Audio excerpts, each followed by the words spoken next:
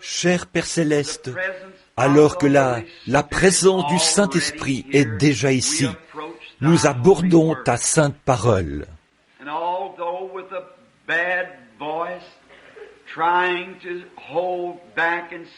Et bien qu'avec la voix mal en point, essayons de me maîtriser et de parler aussi lentement et posément que possible, je demande ta conduite divine et que l'onction du Saint-Esprit agisse parmi nous ce soir.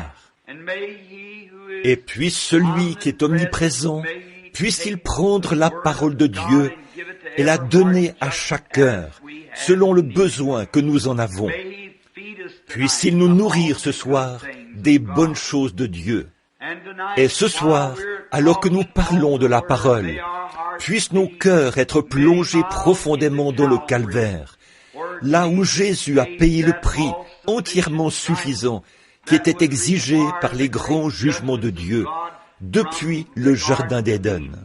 Et aujourd'hui, puissions-nous nous rendre compte que nous sommes gratuitement justifiés par sa résurrection et par sa mort, son ensevelissement et sa résurrection. Et ce soir, nous ne sommes plus du monde, car nous avons été rachetés au prix du sang précieux du Fils de Dieu.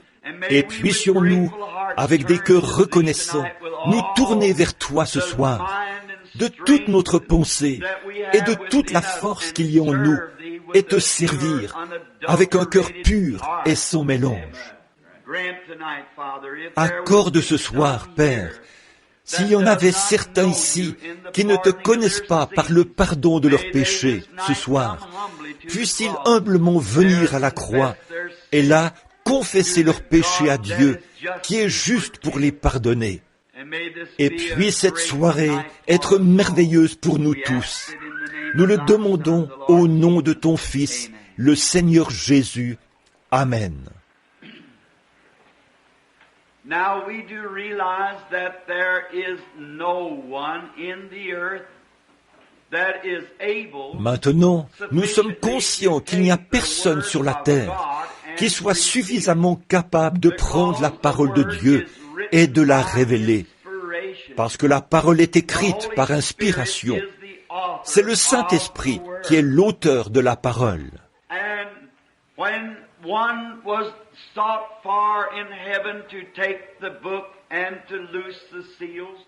Et quand on a cherché quelqu'un dans le ciel pour prendre le livre et en rompre les sceaux, personne dans le ciel, ni sur la terre, ni sous la terre, n'a été trouvé digne de rompre les sceaux, ni même de regarder le livre. Et il y a eu là un agneau qui avait été immolé depuis la fondation du monde. C'est lui qui est venu prendre le livre de la main de celui qui était assis sur le trône, qui a rompu les sceaux et qui a ouvert la parole. Et ce soir, nous croyons et nous avons confiance en lui, qu'il ouvrira la parole pour nous, tandis que je lis le chapitre 2 des Actes. Comme je l'avais annoncé le premier soir, c'était sur la seconde venue et du Seigneur Jésus. C'était mercredi. Et jeudi soir, c'était sur le sacrifice entièrement suffisant. Et vendredi soir, c'était sur l'expiation entièrement suffisante, ce qui est parfait. L'avez-vous saisi hier soir? Ce qui est parfait. Comme nous pouvons être tout à fait irréprochables et parfaits aux yeux de Dieu. Et ce soir, c'est sur la mise au tombeau. Et demain, sur la résurrection. Au fur et à mesure que les jours se succèdent. Or, ce soir, pour la lecture des Écritures, j'ai choisi un passage dans le livre des Actes, au chapitre 2, les versets 25, 26 et 27 inclus. Et il y est dit ceci, c'est Pierre qui parle. David, car David a dit de lui, « Je voyais constamment le Seigneur devant moi, parce qu'il est à ma droite, afin que je ne sois point ébranlé.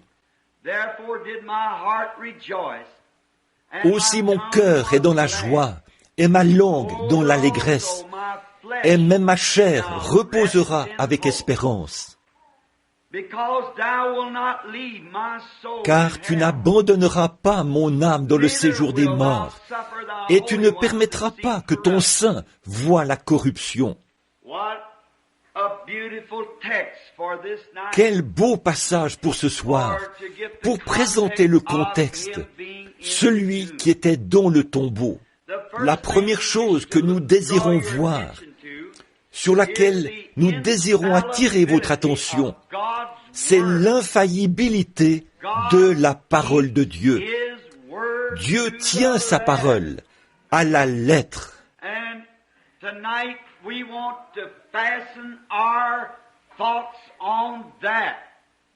Et ce soir, nous voulons fixer nos pensées là-dessus, que Dieu tient sa parole. Nous pouvons être certains que tout ce que Dieu a dit dans sa parole, c'est la vérité.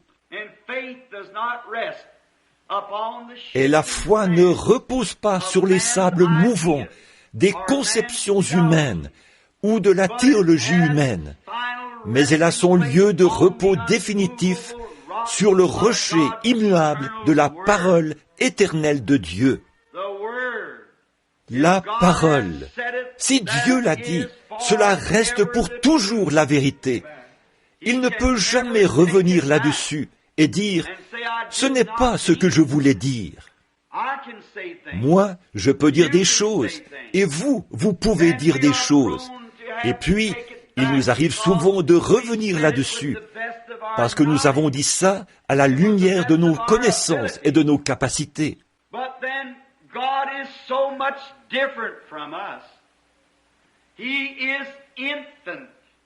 Mais Dieu est tellement différent de nous. Il est infini.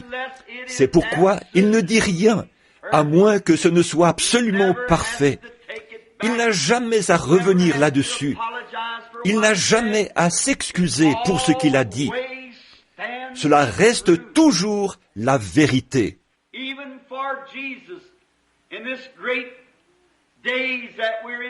Même pour Jésus, en ces grands jours de fête où nous sommes, où Dieu a effectivement immolé son Fils pour les péchés du monde, c'était peut-être des milliers d'années avant même que le fondement soit posé. Dieu avait prononcé la parole, et c'est un produit fini au ciel.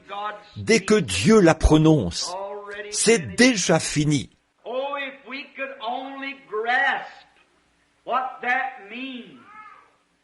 Oh, si seulement nous pouvions saisir ce que cela signifie, comme nous serions des gens différents, de voir dans ces livres les jugements qui sont décrits pour celui qui désobéit. Cela amènerait un homme à s'examiner heure après heure, et le juste à se réjouir heure après heure, en lisant les bénédictions que Dieu a promises à celui qui est fidèle.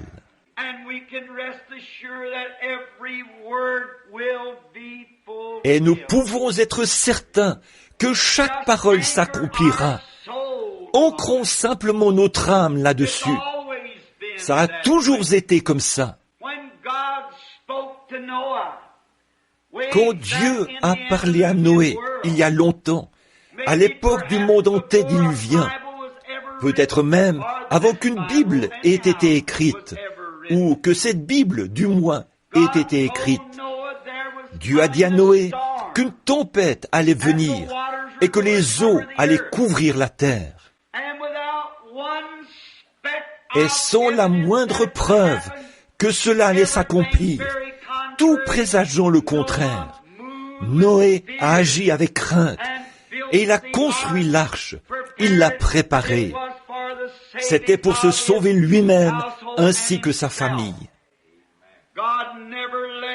Dieu ne l'a jamais abandonné parce que c'était sa parole. Cela devait s'accomplir au moment où Dieu avait dit que cela s'accomplirait.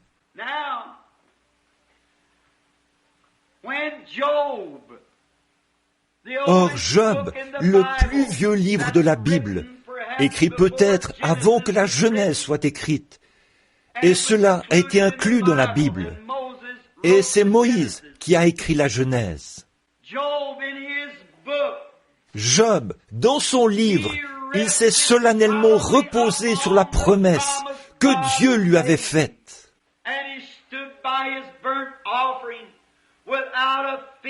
Et il s'est tenu à son holocauste, sans aucune crainte dans son cœur, sachant que ce que Dieu avait dit, Dieu pouvait l'accomplir.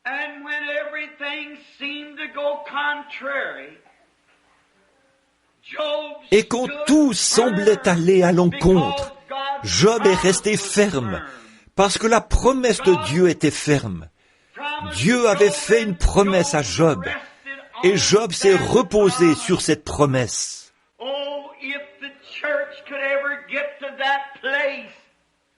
Oh, si l'Église pouvait jamais en arriver au point où elle pourrait solennellement se reposer sur la parole éternelle de Dieu, comme étant la vérité. Quelle différence il y aurait! Quelle correction il y aurait! Quel émondage il y aurait! Quelle joie il y aurait! Quelle puissance il y aurait! Si les hommes et les femmes prenaient Dieu au mot, croyant que ce qu'il a dit est la vérité. Peu importe de quoi ont l'air les circonstances, ça n'a rien à y voir. Dieu l'a dit, cela règle la question. Et Job, quand il est arrivé à l'heure de la plus grande épreuve de toute son expérience, alors que dans la présence de Dieu, il avait été trouvé juste, Dieu lui-même avait dit qu'il était parfait. Il n'y avait personne comme lui sur la terre. Et il a été donné à Satan le privilège de le tenter. Il a dit, je l'amènerai à te maudire en face. Et il a presque ôté la vie de Job. Et il l'aurait fait. Mais Dieu avait posé une limite en disant, tu peux lui faire n'importe quoi, mais ne lui ôte pas la vie.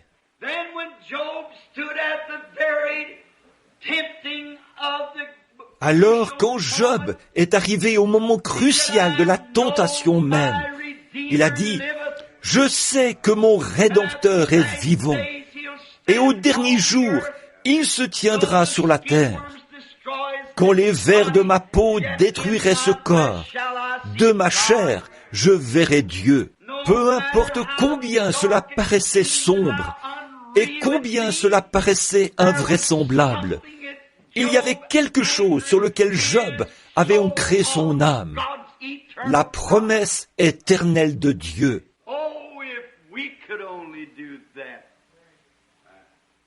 Oh, si seulement nous pouvions faire ça. Remarquez, il s'est reposé sur la promesse. Je sais que mon Rédempteur est vivant. Et je veux vous faire remarquer, car je me propose de dire quelques mots là-dessus plus tard, que Job a précisé le lieu où il serait enterré. Et quand Job est mort, c'est là qu'il a été enterré.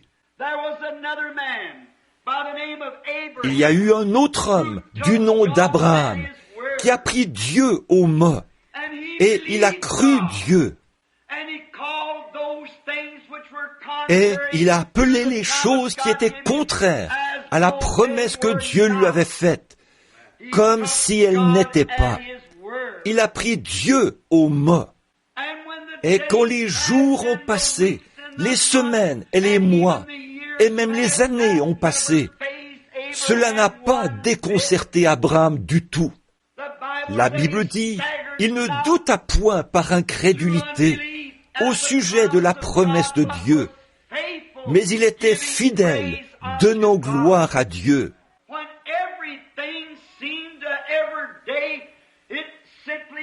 Alors que tout semblait, chaque jour, il semblait que cela devenait plus difficile chaque jour.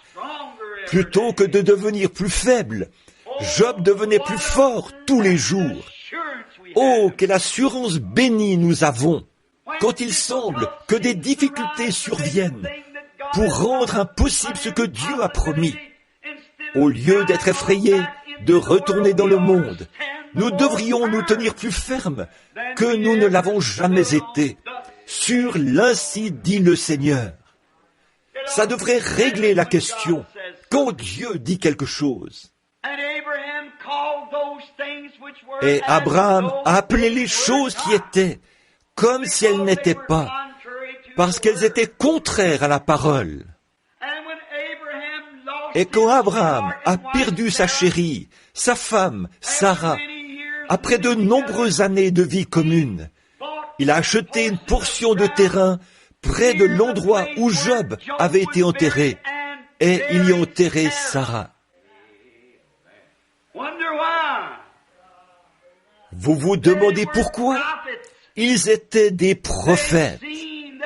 Ils avaient vu cela. Ils étaient en contact avec Dieu. Et alors, quand Abraham est mort, il a été enterré avec Sarah.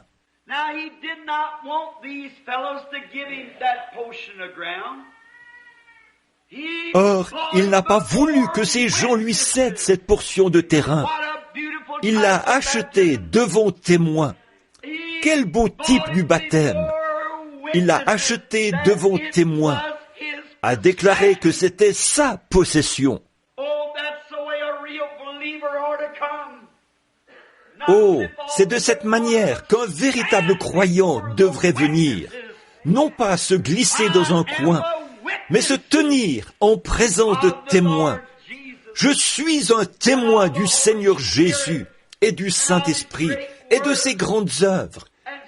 Et cela d'autant plus que nous voyons s'approcher ce jour mauvais.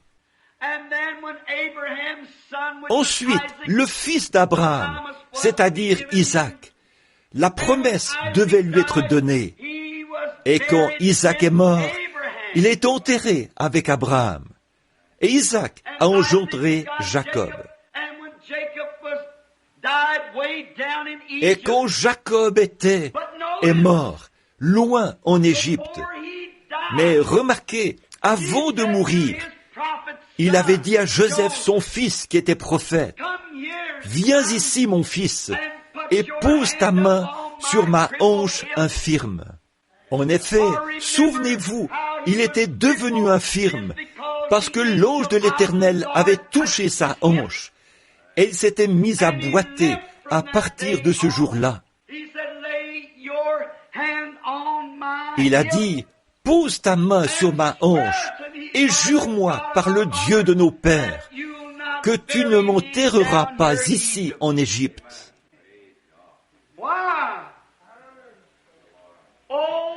Pourquoi?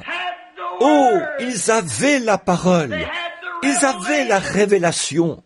Et puis-je m'arrêter là pour dire que l'Église du Dieu vivant est bâtie sur la révélation divine, pas sur la dénomination, l'organisation, ni sur des credos ou des doctrines, mais sur la vérité spirituelle révélée du Dieu vivant. Abel, dans le jardin d'Éden, avait cela quand l'Église a commencé. Comment a-t-il su qu'il devait amener un agneau? Pourquoi n'a-t-il pas apporté des fruits comme Caïn? Parce que cela lui avait été révélé. Jésus, en prenant la parole une fois, a dit, « Qui dit-on que je suis, moi, le Fils de l'homme ?» Les uns disent que tu es Moïse et Élie, et ainsi de suite. Il a dit, « Mais vous, qui dites-vous que je suis ?» Vous voyez, cela ne dépend pas de ce que quelqu'un d'autre pense. Il s'agit de ce que vous savez être la vérité. Vous, que dites-vous? Chacun de nous est confronté à cette question ce soir. Vous, que dites-vous?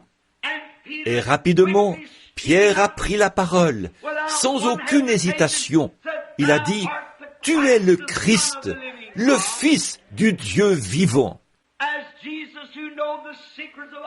Comme Jésus qui connaissait les secrets de tous les cœurs, car il n'était nul autre que Jéhovah manifesté dans la chair. Il a dit, « Tu es heureux, Simon, fils de Jonas, car ce ne sont pas la chair et le sang qui t'ont révélé cela, mais c'est mon Père qui est dans le ciel. Et sur cette pierre, je bâtirai mon église, et les portes du séjour des morts ne prévaudront point contre elle. » Et nous, quand nous en arrivons là, nous les luthériens, nous voulons marcher par la foi. Nous les méthodistes, nous voulons crier pour l'obtenir. Vous, les pentecôtistes, vous voulez parler en langue pour l'obtenir. Mais tout ça est à 10 millions de kilomètres de cela.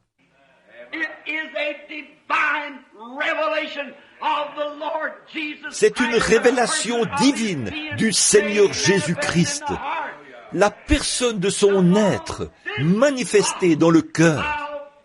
Sur cette pierre, je bâtirai mon église, et les portes du séjour des morts ne prévaudront point contre elle. Ça va de pair avec Matthieu 24, 5, 24, ou Jean 5, 24. Celui qui écoute mes paroles et qui croit à celui qui m'a envoyé a la vie éternelle. Et il ne vient point en jugement, mais il est passé de la mort à la vie. Ce n'est pas à cause d'un mouvement, d'une émotion que vous avez eue, mais c'est parce que vous avez eu le privilège que Christ vous soit révélé du ciel. Sur cette pierre, je bâtirai mon église.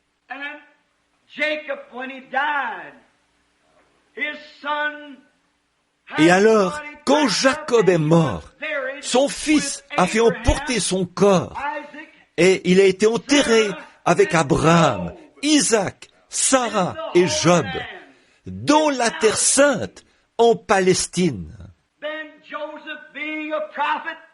Ensuite, Joseph, qui était prophète, il avait prospéré en Égypte, il connaissait Dieu, Dieu s'était révélé à lui. Et au moment de mourir, il a dit, « N'enterrez surtout pas mes os ici, mais mettez quand un jour Dieu vous visitera certainement. » Pourquoi ? Il s'est solennellement reposé sur la parole que Dieu avait dite à Moïse. Ils serviront cette nation pendant 400 ans, mais je les ferai sortir. Il s'est reposé solennellement sur la parole. Et quelle belle illustration ici, si vous remarquez. Chaque Hébreu qui passait par là, avec le dos massacré par les surveillants d'esclaves, et quand cet Hébreu posait son regard sur les os de son prophète, Joseph, il savait qu'un jour, ils allaient sortir.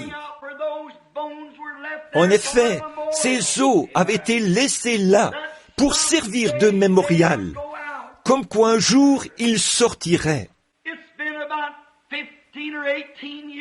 Il y a environ 15 ou 18 ans, quand Billy Paul était un petit garçon d'à peine 5 ans, nous apportions une petite fleur pour la déposer sur la tombe de sa maman, un matin à l'aube, le jour de Pâques, juste quand le soleil se levait et qu'il commençait à percer, ou c'était juste avant l'aube, avant de se rendre au culte.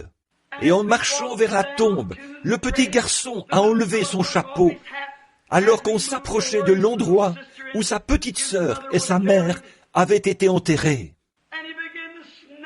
Et il s'est mis à sangloter et à pleurer. Et il a dit, « Papa, est-ce que maman est là, dans ce trou ?» J'ai dit, « Non, mon garçon, elle n'est pas là, dans ce trou. Elle se porte 1 million de fois mieux que toi et moi. » Il a dit, « Est-ce que je reverrai maman ?» J'ai dit, « Par la grâce de Dieu, si tu le désires, tu pourras la revoir. » Il a dit, « Est-ce que son corps sortira un jour de cette tombe ?» J'ai dit, « Mon petit trésor, ferme les yeux et je vais te raconter une petite histoire.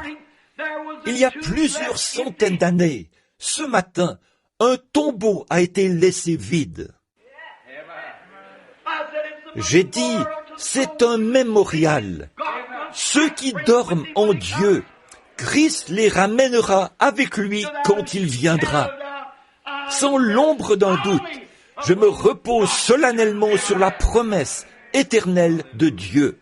Comme Job autrefois, quand nous entendons les cendres retournent aux cendres et la poussière à la poussière, ça me rappelle Longfellow qui a dit « Ne me dites pas, en rythme mélancolique, que la vie n'est qu'un rêve creux, et que l'âme qui sommeille est morte, et que les choses ne sont pas ce qu'elles semblent être. » Il a dit « Oui, la vie est réelle, la vie est sérieuse, et la tombe n'est pas sa fin, car poussière tu es, à la poussière tu retournes, n'a pas été prononcé pour l'âme. » Ils appellent ça une théophanie, ce qui signifie que lorsque nous partons d'ici, nous allons quelque part ailleurs.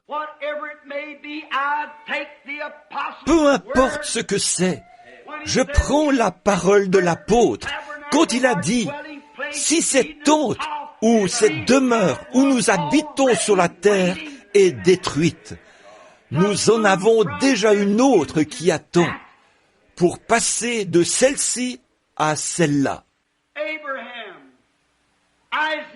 Abraham, Isaac, Jacob, Job, tous les prophètes, ils avaient bon espoir et croyaient qu'il y aurait une résurrection, que le Rédempteur allait venir. Ils avaient prophétisé à son sujet. Enoch avait prophétisé à son sujet. Il s'est solennellement reposé. Il a scellé son témoignage avec cela.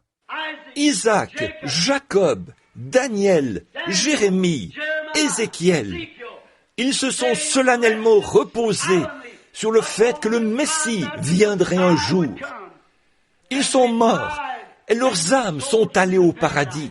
Ils ne pouvaient pas aller dans la présence de Dieu parce que, nous avons vu ça hier soir, le sang des taureaux et des boucs ne pouvait pas pardonner les péchés. Il ne faisait que couvrir les péchés, ce qui annonçait le jour de la venue du sacrifice parfait. En effet, le sang de l'animal ne pouvait pas revenir sur l'adorateur, car dans ce cas, il n'aurait pas cessé d'offrir ce genre de sacrifice. Mais quand le Fils de Dieu est mort, la vie qui était en lui, c'était nul autre que Dieu, qui était revenu pour nous adopter dans la famille de Dieu. Et maintenant, nous sommes des enfants de Dieu, la vie qui vient de son sang. Maintenant, remarquez rapidement, alors que nous poursuivons. En effet, dans l'Ancien Testament, ceux qui croyaient et adoraient, ils mouraient dans la foi en attendant ce moment-là. La raison pour laquelle ces prophètes ont fait ça et qu'ils voulaient qu'on les enterre en Palestine, c'est qu'ils savaient que la résurrection n'allait pas se produire en Égypte.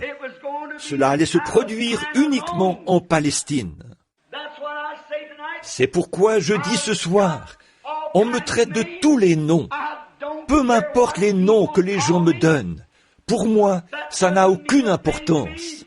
La seule chose que je désire faire, c'est de savoir ceci, que je suis mort et que ma vie est cachée en Christ par Dieu et scellée par le Saint-Esprit. Alors, quand il m'appellera d'entre les morts, je répondrai ce jour-là. Ensevelissez-moi en Christ, car ceux qui sont en Christ, Dieu les ramènera avec lui ce jour-là. Comment entrons-nous en Christ? 1 Corinthiens 12, 13. Dans un seul esprit, nous avons tous été baptisés pour former un seul corps. Et nous sommes devenus concitoyens du royaume de Dieu. Nous confessons que nous sommes voyageurs et étrangers sur cette terre. Nous ne recherchons plus les choses de ce monde, mais nous attendons la venue du roi béni, qui prendra le contrôle du domaine, de l'océan jusqu'à l'océan sans fin, quand il viendra dans sa gloire. Certainement, nous attendons sa venue. Alors, il n'y a aucun doute dans mon esprit. Ce que Jésus avait dans son esprit quand il était ici sur terre, c'était l'infaillibilité de la parole éternelle de Dieu. Car nous savons qu'en lui habitait la plénitude du corps de la divinité. La divinité entière était en lui. Il était à la fois Père, Fils et Saint-Esprit. Mais il a habité dans une forme humaine, la théophanie de Dieu, la grande image de Dieu selon laquelle il avait créé l'homme, qu'il avait ensuite placé sur la terre. Il avait un corps. Dieu n'est pas son corps. Dieu a un corps et il a une apparence humaine. Moïse l'a vu, les autres l'ont vu. Il a une apparence humaine. Ce n'est qu'un reflet, celui-ci, de ce que celui-là est. Et tout ce qu'il y a sur terre, la beauté, la douceur, la beauté de la terre, ce n'est absolument rien d'autre qu'un reflet de quelque chose de bien meilleur que cela, qui nous attend lorsque nous quitterons ce monde. En effet, tout ce qu'il y a sur terre n'est qu'un modèle de ce qu'il y a au ciel. Tout ce qui est bon, tout ce qui est juste, tout ce qui est beau, les arbres, les oiseaux, tout n'est qu'un modèle de ce qu'il y a au ciel. Notre propre vie n'est qu'un modèle. Ce n'est qu'une ombre, ce n'est pas la vraie chose. C'est le côté du négatif. Il faut la mort pour développer la photo, pour nous ramener dans la théophanie d'où nous sommes venus. Ensuite, à la résurrection, nous revenons semblables à lui, dans un corps ressuscité. Que c'est beau! Pas seulement beau, mais c'est la vérité vraie et solennelle de la parole éternelle de Dieu. Nous serons semblables à lui. Remarquez, or Jésus était investi de tous les pouvoirs de Dieu. Mais quand il a rencontré Satan, il n'a jamais utilisé aucun de ses pouvoirs. Il s'est reporté uniquement à la parole. Effectivement, il a dit, « Il est écrit, l'homme ne vivra pas de pain seulement, mais de toute parole qui sort de la bouche de Dieu. » Alors, comment pouvez-vous prétendre pouvoir rester chez vous et être un aussi bon chrétien que si vous veniez à l'église? Vous ne le pouvez pas. Lisez la parole. Le Saint-Esprit se nourrit de la parole. La Bible est le régime alimentaire spirituel prescrit par Dieu pour son Église. Et le Saint-Esprit est celui qui vous apporte cela et le place dans votre cœur et vous arrosez cela avec des actions de grâce. Et chaque promesse divine produira exactement ce que Dieu a dit qu'elle ferait. Il le faut. C'est sa parole et elle est la vie. Là, j'avais oublié que j'étais censé prendre une demi-heure. Il me faut beaucoup de temps pour en arriver à ce que je veux dire. Mais remarquez Jésus au cours de la dernière heure ou des 2 dernières heures de sa vie. Beaucoup de prophéties se sont accomplies. Quelqu'un m'a dit, « Frère Branham, il faut que ceci arrive et que cela arrive. » J'ai dit, ça pourrait arriver en 1 heure. Si vous lisez le psaume 22 et que vous observez l'heure de sa mort à la croix, j'oublie maintenant le nombre de prophéties remarquables qui se sont accomplies pendant les 2 ou 3 dernières heures de sa vie. Certainement, ils ont percé mes pieds et mes mains. Mon Dieu, pourquoi m'as-tu abandonné? Et ainsi de suite, comme David s'était écrié. Ensuite, une autre chose que je veux que vous remarquiez, la vérité, la partie infaillible de la parole de Dieu. La Bible dit, il garde tous ses os, aucun d'entre eux n'est brisé. En effet, en type, l'agneau pascal en était un type. L'agneau devait être sans défaut, et il ne devait y avoir aucun os brisé dans cet agneau. Et à l'heure de ça, il était mort. Ils se sont approchés pour briser ses jambes avec un marteau. Et juste avant, considérez ce moment crucial. L'homme qui tenait le marteau s'apprêtait à frapper ses jambes. Mais la parole de Dieu avait dit, il n'y aura pas un seul os brisé dans son corps. Comment est-ce que ça va se passer? Nous sommes pressés. La parole de Dieu est éternelle. Si la parole de Dieu est si parfaite, ceux qui sont en Christ sont tout aussi sûrs de ressusciter qu'il existe une résurrection. Dieu est tenu d'exécuter sa parole, autant pour vous guérir que pour vous sauver. Car lui, c'est sa parole qu'il a promis. C'est la parole de Dieu, et nous n'avons aucun droit d'en retrancher quelque chose. Mais dites simplement, c'est la vérité. Croyez-la. Peu importe ce qui arrive, croyez-la quand même. C'est de cette façon-là que les autres ont dû la croire. Et nous n'en sommes pas exclus. C'est Dieu qui avait donné la Palestine à Israël. Mais ils ont dû se battre pour chaque pouce de terrain qu'ils ont obtenu. La promesse est pour vous, mais vous devez vous battre pour chaque pouce que vous revendiquez. Le diable verra à ce qu'il en soit ainsi, certainement. Mais remarquez, quand il s'apprêtait à briser les jambes de notre Seigneur Jésus, si ce marteau avait frappé sa jambe et l'avait rompue, Dieu aurait été dans l'erreur. Mais il n'y avait pas assez de démons dans tous ces lieux sombres de tourment pour permettre que ce marteau frappe ce précieux corps.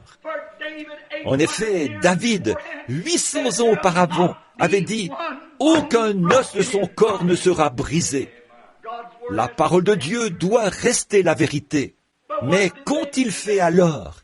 Ils ont pris une lance et l'ont enfoncée dans son côté, et du sang et de l'eau sont sortis pour accomplir ce que la Bible avait dit. Ils ont percé mes mains et mon côté. La parole s'était accomplie. Alors, pendant qu'il se mourait, oh, quelle heure redoutable! Je pense à ce chant, et sans exagérer, ça me fait très mal. Quand je pense à ce chant que le poète a écrit il y a bien des années, alors que les rochers se fondaient et que les cieux s'assombrissaient, mon sauveur courba la tête et mourut. Le voile déchiré révéla le chemin vers les joies du ciel et le jour sans fin. Et lorsqu'il était suspendu là, il saignait et se mourait quand il a courbé la tête. Le soleil a eu tellement honte de lui-même de poser le regard sur les créatures mortelles que Dieu avait créées à son image, qu'il ait dû payer un prix comme celui-là pour les racheter. Le soleil a refusé de poser le regard sur la terre en cette heure-là. La lune était si embarrassée qu'elle s'est retirée de sa place. Et les étoiles ont tourné le dos à la terre. Voilà à quel point le péché est une chose horrible. Voilà comment Dieu a dû traiter cela. Et de voir ces sacrificateurs qui se moquaient alors que des crachats coulaient sur son visage. Un homme l'a frappé à la tête avec un roseau et lui a dit « Si tu es un prophète, dis-nous qui t'a frappé. » L'un d'eux lui a arraché la barbe du visage et l'a frappé au visage. Il voulait qu'il se défende. Il a dit « Si mon royaume était de ce monde, j'appellerais immédiatement mon Père. Il m'enverrait 12 légions d'anges. » La scène aurait pu changer, mais comment aurait-il pu le faire? Il ne pouvait tout simplement pas le faire, car c'étaient ses propres enfants qui réclamaient son sang à grands cris. Pourriez-vous vous imaginer un papa, un père, dont les propres enfants, dans les ténèbres, réclament le sang de leur propre père? Voilà pourquoi il n'a pas pu faire autrement que de mourir. S'il n'avait pas fait cela, ses enfants auraient été condamnés. Toutes les créatures auraient été condamnées. Mais il a dû mourir pour sauver son peuple. Et quand il l'a fait, quand il a courbé la tête, cette vieille terre a eu un frisson dans le dos. Elle a dû avoir un effondrement nerveux. En effet, la Bible dit que sur toute la terre, de la 6e à la 9e heure, il y eut des ténèbres sur toute la surface de la terre. Et la terre a tremblé, et les rochers se sont fendus, et le voile du temple s'est déchiré depuis le haut jusqu'en bas. Les billots qui servaient au sacrifice se sont renversés. Le Fils du Dieu vivant était mort. Il était tellement mort que le soleil l'a reconnu. Il était tellement mort que la lune l'a reconnu. Il était tellement mort que les étoiles l'ont reconnu. Il était tellement mort que la terre l'a reconnu. Il était tellement mort que les éléments l'ont reconnu. Les atmosphères l'ont reconnu. Tout devait prendre connaissance que c'était le Fils de Dieu. En effet, la parole de Dieu ne pouvait pas faillir. Il avait été promis depuis le jardin d'Éden, la postérité qui allait écraser la tête du serpent. Et là, qu'est-ce qui lui est arrivé? Où est-ce qu'il est allé quand il a quitté la croix et qu'il a été placé dans le tombeau de Joseph d'Arimathée? Il était si pauvre qu'il n'avait pas un lieu où il puisse reposer sa tête. Il était venu au monde dans une crèche. Il avait une mauvaise réputation d'être un enfant illégitime. On l'a ridiculisé, on s'est moqué de lui, on l'a méprisé sur la terre. On s'est moqué de lui et on l'a rejeté. Et quand il est mort, il était condamné à mourir de la peine capitale entre deux brigands. Et il n'y avait même pas un endroit où l'ensevelir. Et il était enseveli dans le tombeau de quelqu'un d'autre. Le Dieu même du ciel qui était venu sur la terre. Et nous, parce que nous devons supporter quelques légères souffrances, nous croyons être quelqu'un. Tout ce qu'il a fait pour nous. Pensez-y, mon ami, examinez ça. Le soldat romain a dit, vraiment, c'est le Fils de Dieu. Le pécheur a dû le reconnaître. Judas a dit, j'ai trahi le sang innocent. Il a dû le reconnaître. Toute la terre l'a reconnu.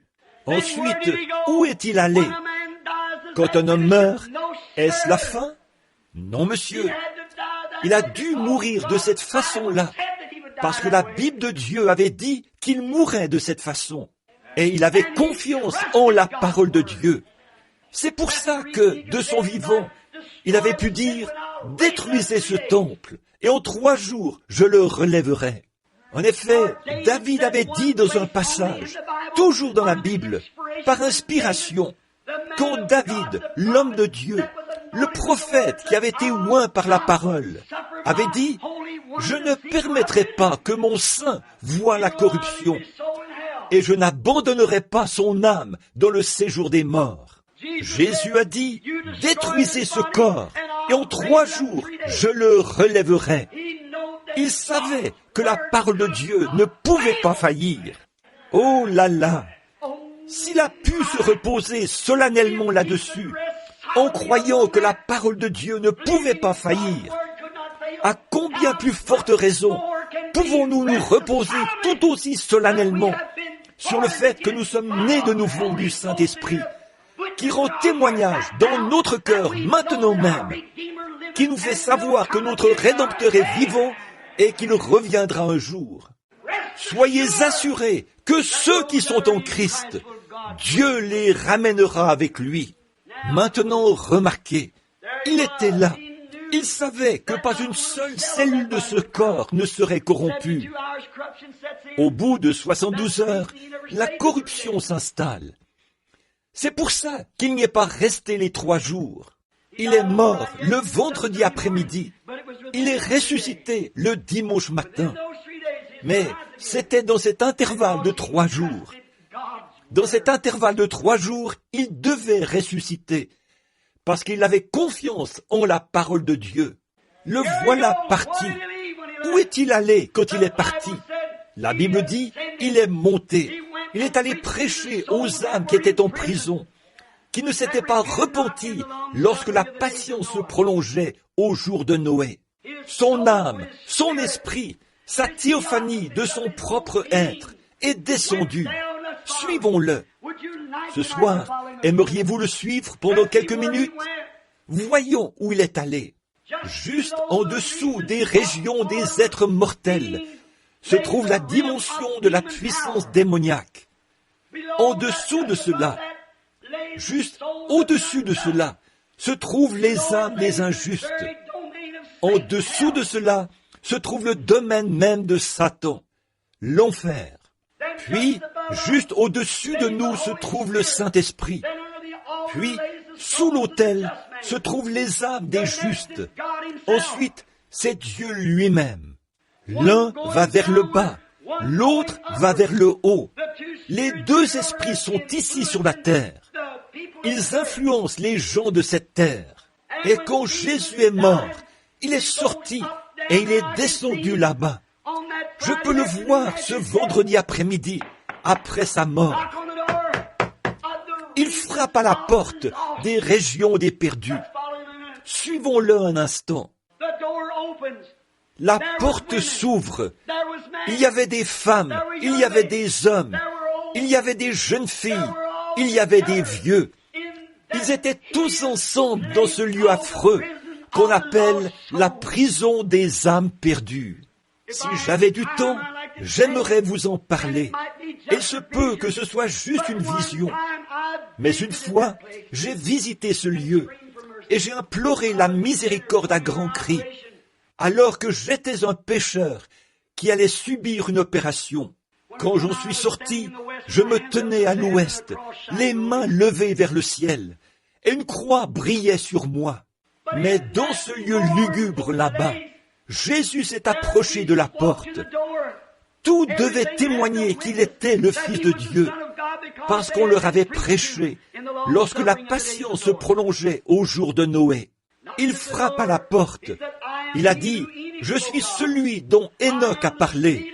Je suis la postérité de la femme qui devait écraser la tête du serpent. » Toute la parole de Dieu s'est accomplie. Je viens juste de mourir là-bas au calvaire, et j'ai racheté mon Église. Et celui dont Enoch a parlé, c'est moi. Et ils étaient sans miséricorde, sans espérance, parce qu'ils avaient péché. Et la porte était fermée pour eux. Il a continué à descendre jusque dans les régions des démons. Il a continué à descendre jusqu'aux portes même du séjour des morts. Il a frappé à la porte. Ceci se déroule pendant qu'il était dans le tombeau, son corps attendant la résurrection. Il a visité les lieux où vont les justes et les injustes, là où vous irez un de ces jours, vers l'un ou l'autre de ces lieux, et il frappe à la porte de l'enfer. Et quand il l'a fait, le diable est sorti. Et je peux tout simplement l'entendre dire, « Oh, alors finalement tu es arrivé. Je pensais bien t'avoir eu quand j'ai tué Abel. » Vous voyez, depuis que cette postérité avait été promise dans le jardin d'Éden, le diable a constamment cherché à détruire cette postérité. Et la mort d'Abel et la venue de Seth, c'était simplement la mort, l'ensevelissement et la résurrection du Christ. Cette postérité devait continuer, et il a essayé de la détruire. Il a dit, « Je pensais t'avoir eu quand j'ai tué Abel. Je pensais t'avoir eu quand j'ai tué les prophètes. J'étais sûr de t'avoir eu quand j'ai décapité Jean. Mais maintenant, enfin, tu es arrivé. Je t'ai maintenant. » Oh là là, je peux l'entendre dire, « Satan, viens ici. » C'est lui le chef maintenant. Il lui arrache la clé de la mort et du séjour des morts, qui était accrochée à sa ceinture, pour l'accrocher à sa propre ceinture. Je veux te coller une mise en demeure. Tu as été un bluffeur assez longtemps.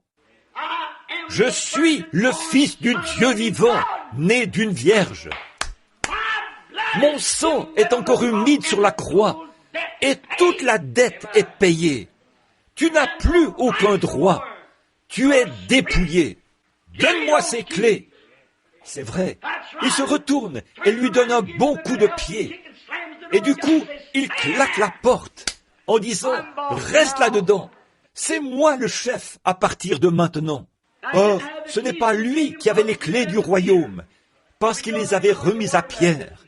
Nous verrons cela demain matin, pendant le baptême d'eau. Mais il avait les clés de la mort et du séjour des morts, et il les a prises. C'est après sa résurrection qu'il a dit « J'ai les clés de la mort et du séjour des morts. » C'est Pierre qui avait les clés du royaume. Satan avait les clés de la mort et du séjour des morts. Mais maintenant, c'est Jésus qui les a. C'est lui le chef. Le voilà qui remonte. Ce sera bientôt Pâques. Le temps passe vite. Mais il y a un autre groupe. Où est Job? Où est Abraham? Où se trouve-t-il? Où sont ces hommes qui avaient mis leur confiance dans la parole de Dieu? Les avaient-ils oubliés? La mort les avait-elle anéantis? Était-ce la fin? Absolument pas. Absolument pas. Dieu doit tenir sa parole. Je peux le voir. Jetons un petit coup d'œil au paradis et regardons là-bas. Et je vois Sarah et Abraham qui se promènent là. Et après un moment, on frappe à la porte. Abraham va ouvrir la porte. Il a dit, « Chérie, viens ici. Regarde-la. Regarde-la. » C'est exactement celui qui était avec moi sous le chêne ce jour-là. Il est le Dieu d'Abraham.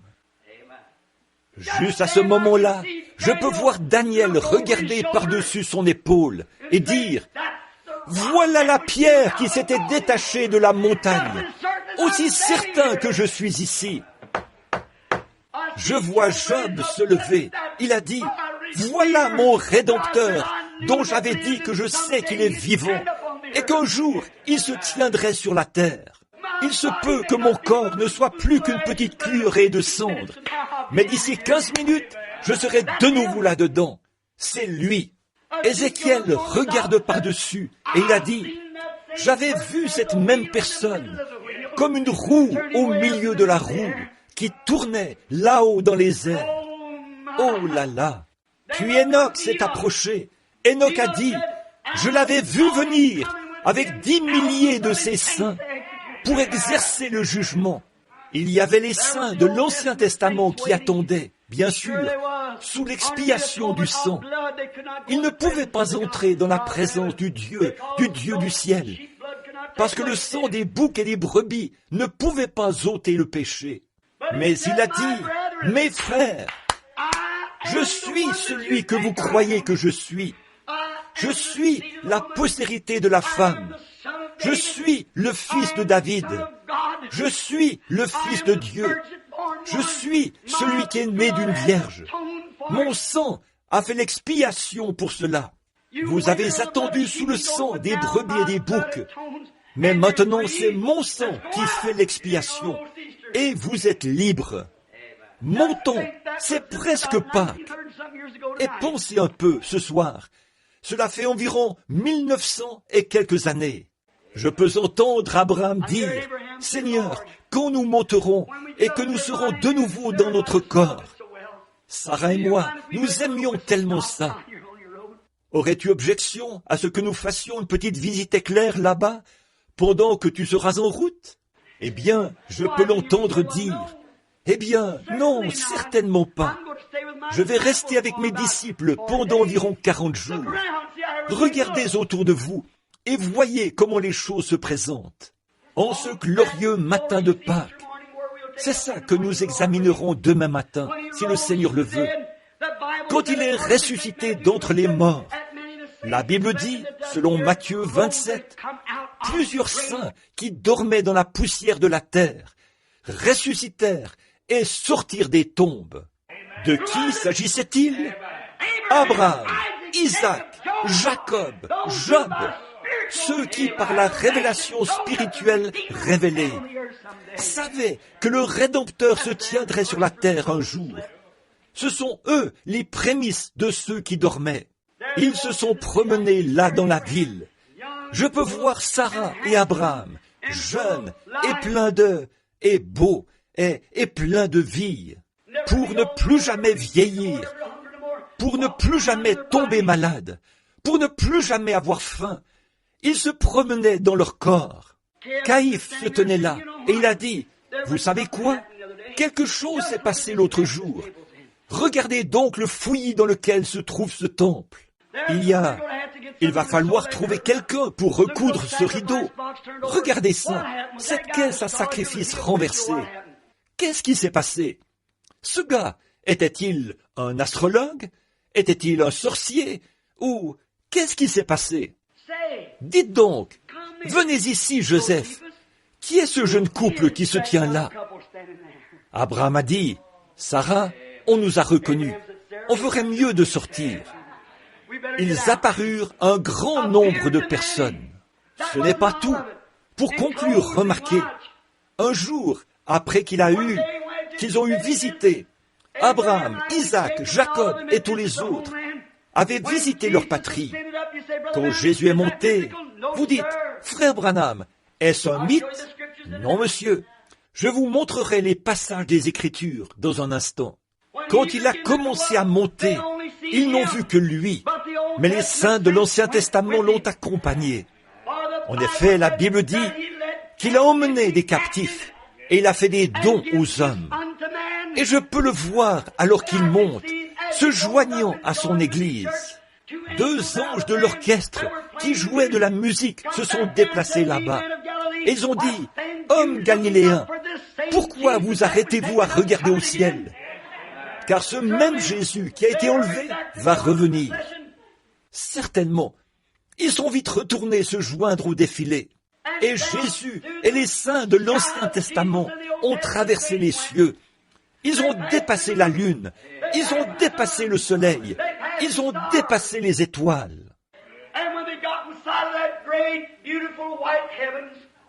Et quand ils ont vu ces grands et beaux cieux blancs, les saints de l'Ancien Testament se sont écriés. Ils ont cité l'Écriture. « Élevez-vous, portes éternelles, élevez vos linteaux. Élevez-vous, portes éternelles, élevez vos linteaux. Que le roi de gloire fasse son entrée. » Tous les anges se sont rassemblés au-dessus des rampes du ciel. Et ils ont dit, « Qui est ce roi de gloire ?» Les saints de l'Ancien Testament ont dit, « L'Éternel des armées, puissant dans les combats, il a été vainqueur. » L'ange a appuyé sur le gros bouton et les portes de perles se sont ouvertes. Le grand et puissant vainqueur a traversé la ville de Jérusalem, amenant avec lui les saints de l'Ancien Testament. Les orchestres angéliques jouaient, alors que les anges poussaient des cris. C'était lui, le puissant vainqueur. Il avait les clés de la mort et du séjour des morts, accrochées à sa ceinture. Il a continué sa route, dépassé les palais de la gloire, jusqu'à ce qu'il arrive au trône. Et il a dit, « Père, les voici. Ils ont cru par la foi en ta parole que j'allais venir un jour. J'ai vaincu à la fois la mort et le séjour des morts. » De quoi s'agissait-il, mon frère? Il avait des cicatrices à la main pour montrer qu'il avait été dans la bataille. Gloire à Dieu au plus haut des cieux. C'est lui, ce puissant vainqueur. Les voici, Père, Abraham, Isaac et Jacob.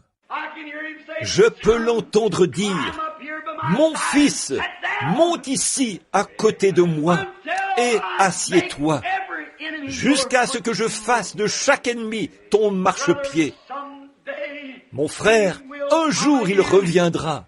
Et quel jour ce sera? Quand il était dans le tombeau, il n'était pas inactif. On s'imagine qu'il était simplement étendu là, mort. Mais il était en bas, toujours en train de conquérir. Il est descendu et il a ôté les clés à Satan. Et ce soir, il a les clés de la mort et du séjour des morts. Il a dit, parce que moi je vis, vous vivrez aussi. Ce soir, je me demande, mon cher frère, ma sœur, si vous y avez réfléchi sincèrement, vous rendez-vous compte que vous vivez seulement parce qu'il vit? Avez-vous suffisamment apprécié tout cela pour vous abandonner et dire, « Oh Dieu, me voici un pécheur, aie pitié de moi ». Avez-vous jamais accepté ce sacrifice entièrement suffisant? Lui avez-vous déjà dit que vous l'aimiez? Est-ce que ça vous blesse quand vous agissez mal? Maintenant, si vous n'êtes jamais arrivé à cette expérience, à cette mise au tombeau, là, notre temps s'écoule rapidement. Je me sens vraiment bien. Mais je me demande si vous n'avez jamais reçu Christ comme votre sauveur personnel. Je me demande si vous voudriez le faire, alors que nous courbons la tête pendant un instant pour un mot de prière. Joue ce cantique, alors que les rochers se fondaient, s'il te plaît, sœur Gertie, si tu l'as. Très bien, ce que tu voudras. Alors que vous avez la tête inclinée, je vais vous poser une question très sincère.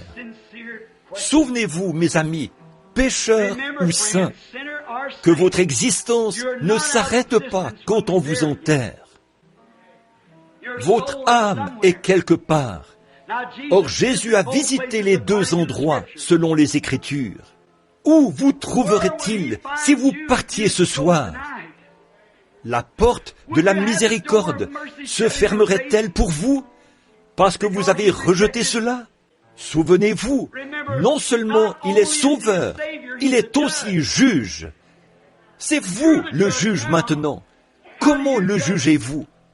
Laissez-le être votre sauveur maintenant. Une petite histoire me vient à l'esprit. Il y a quelque temps, un petit garçon était à bord d'un chariot. Un coup de feu avait été tiré plus loin dans la rue, et les chevaux s'étaient emballés, et ils se dirigeaient vers une falaise. Un jeune cow-boy a couru, et il a arrêté les chevaux, juste avant que le chariot ne tombe du haut de cette falaise, parce qu'il y avait un bébé à bord. Il a sauvé la vie du petit. Des années plus tard, il comparaissait au palais de justice. Ce même garçon avait commis un crime. Il avait pris le mauvais chemin. Il avait été reconnu coupable. Il s'était mis à boire, à jouer à des jeux d'argent. Il avait tiré sur un homme et il avait été reconnu coupable. Il avait été déclaré coupable. Et le juge s'est levé et il a dit, « Je vous condamne à être pendu jusqu'à ce que mort s'en suive. » Ce jeune homme a dit, « Monsieur le juge !» Et il a interrompu le déroulement du procès, alors qu'il a sauté par-dessus la barrière et qu'il s'est jeté aux pieds du juge pour implorer sa miséricorde. Il a dit, « Monsieur le juge, regardez mon visage. Ne me reconnaissez-vous pas ?» Il a dit, « Non, fiston, je ne te reconnais pas. » Il a dit, « Vous souvenez-vous d'avoir sauvé la vie d'un certain petit garçon il y a bien des années, quand un cheval s'était emballé ?» Il a dit, « Oui, je m'en souviens. » Il a dit, « Ce garçon-là, c'est moi. » Il a dit, « Monsieur le juge, vous m'avez sauvé à ce moment-là. Sauvez-moi maintenant. » Le juge a baissé les regards vers lui et il a dit, « Fiston, ce jour-là, j'étais ton sauveur. Aujourd'hui, je suis ton juge. Aujourd'hui, il est votre sauveur. Pécheur, demain, il pourrait être votre juge. » Réfléchissons bien là-dessus maintenant, alors que la musique joue, et que tout le monde prie, ceux qui sont fervents en prière devant Dieu. Ce soir, je me demande maintenant, rapidement, que ceux qui voudraient accepter Christ comme leur sauveur personnel disent « Oh Dieu, aie pitié de moi, un pécheur. Je veux venir par le sang versé. J'en ai assez de me joindre à des églises et de courir d'un lieu à l'autre. Je veux naître de nouveau. Je veux une expérience dans mon cœur, afin de savoir que Christ s'est révélé à moi par la révélation spirituelle dont vous venez de parler, frère Branham. Je veux la révélation spirituelle, le Saint-Esprit dans mon cœur, qui me rende vivant, qui fasse que Christ soit plus réel pour moi que je ne le suis pour moi-même. Je désire cette expérience, frère Branham. Voulez-vous prier pour moi alors que je lève ma main? Voulez-vous lever la main maintenant, celui qui désire qu'on se souvienne de lui? Que Dieu vous bénisse, madame. Que Dieu vous bénisse là-bas au fond, madame. C'est bon. Que Dieu vous bénisse, monsieur. C'est bon. Levez la main. Bon, continuez à lever la main. Pourquoi avoir honte? Pouvez-vous rejeter une telle chose, mon ami? Souvenez-vous. Oh, vous dites, frère Branham, les prédicateurs ont prêché pendant des années. Je sais, mais un de ces jours, ils vont cesser de prêcher. Et au train où vont les choses, ça pourrait arriver sous peu. Vous allez entendre votre dernière prédication. Franchement, celle-ci pourrait être votre dernière. Oh, vous dites, je suis jeune. Cela n'a pas d'importance. La mort ne fait exception de personne, quel que soit son âge ou sa capacité.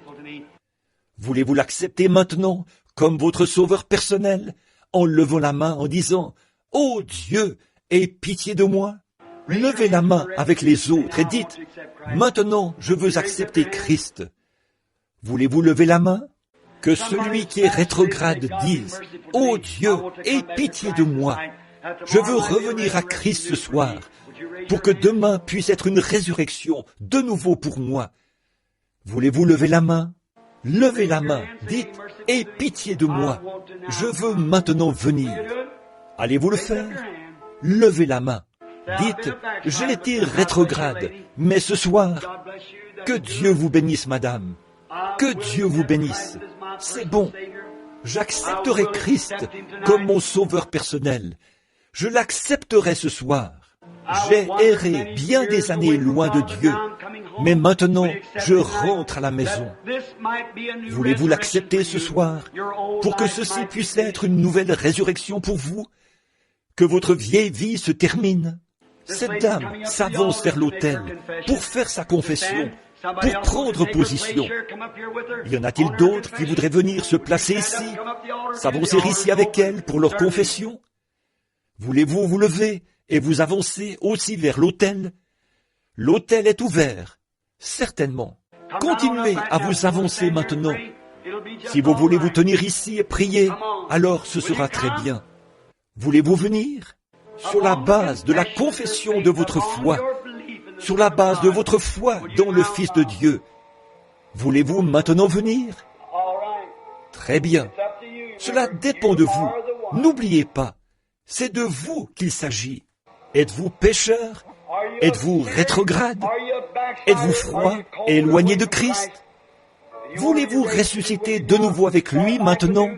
Recommencer une nouvelle vie? Qu'en est-il de vous, mari et femme, qui êtes en désaccord depuis longtemps, qui vous querellez chez vous? Ne voulez-vous pas venir et régler cette chose avec Dieu et l'un avec l'autre maintenant? Faites de Pâques un vrai Pâques pour vous. Commencez un nouveau foyer. Qu'en est-il de vous, qui n'avez jamais été, qui n'avez jamais prié chez vous? Vous ne faites que rentrer de l'église et vous essayez de vivre le mieux possible. Vous ne réunissez jamais la famille pour prier. Voilà pourquoi nous avons de la délinquance juvénile et les choses que nous avons. Voilà pourquoi les foyers américains sont brisés. Ne voulez-vous pas venir recommencer ce soir? Voulez-vous le faire? Vous êtes invités. Souvenez-vous, je suis votre ministre maintenant. Je serai un témoin ce jour-là.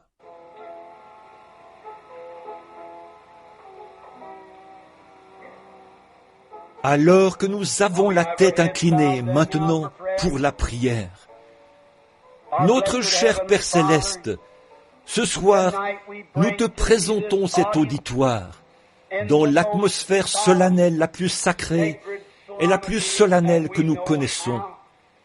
Nous nous approchons humblement de ton trône, et après le message de ce soir, Après cette grande mise au tombeau, il n'est jamais resté silencieux. Son âme est allée directement dans ces régions pour achever l'œuvre de Dieu, ce qu'il était destiné à faire. Et demain matin, nous verrons où il est allé en traversant les lieux très hauts, en triomphant de tout à sa résurrection. Mais il est sorti le matin de Pâques pour notre justification. Et nous voyons qu'il a renvoyé le Saint-Esprit pour convaincre les hommes du péché. Et nous prions ce soir, Seigneur, que tu te souviennes de ceux qui ont levé la main devant toi. Puisse leur décision venir de leur cœur ce soir, qu'ils t'ont reçu et qu'ils te croient. Et puisse-t-il être scellé et mis à part par le son de la promesse ce soir, le Saint-Esprit. Accorde-le, Père, car nous te les confions avec le message de ce soir. Puis ceux qui l'ont entendu en retirer une bénédiction. Seigneur, ceux qui l'emporteront chez eux, fais qu'ils pénètrent profondément dans leur cœur. Puissent-ils vivre de la parole de Dieu. Accorde-le, Père, car nous le demandons au nom de Christ. Amen.